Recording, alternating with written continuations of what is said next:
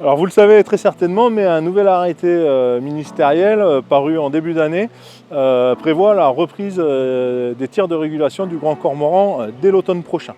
Par contre, cet arrêté ministériel prévoit des nouvelles dispositions et maintenant, notamment, les fédés doivent prouver l'impact du grand cormoran sur les espèces protégées de poissons et aussi définir les secteurs où les tirs peuvent être plus efficaces. Pour cela, elles doivent constituer un dossier complet qu'elles remettent à l'administration et qui doit aboutir à la rédaction d'un arrêté préfectoral départemental.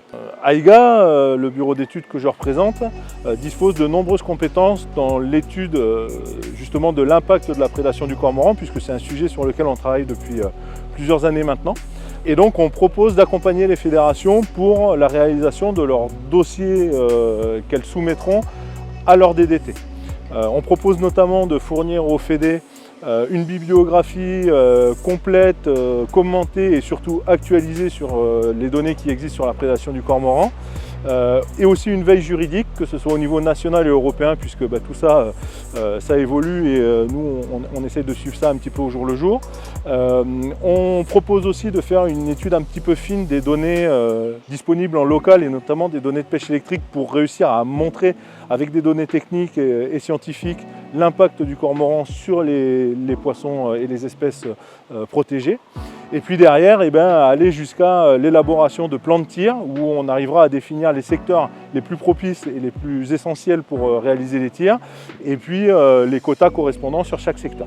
Il est très important que ce dossier soit réalisé sous la forme d'un argumentaire aussi un peu solide parce qu'on a déjà la LPO notamment qui a déjà annoncé par voie de presse que de toute façon ils attaqueraient les futurs arrêtés préfectoraux qui seront pris cet automne. Il est très important que ces recours n'aboutissent pas. Si vous souhaitez plus de renseignements et plus d'informations sur ce que peut proposer AIGA, je mets le lien dans la description de la vidéo. N'hésitez pas à aller visiter notre site internet. Et si vous voulez de plus amples informations, n'hésitez pas à nous contacter, soit via le formulaire de contact que vous trouverez sur le site, soit en message sur les réseaux, et puis on vous répondra assez rapidement. Voilà. Donc dans l'espoir de pouvoir participer avec vous à j'allais dire une gestion un peu intelligente de cette problématique de la prédation du cormoran. Je vous dis à très bientôt.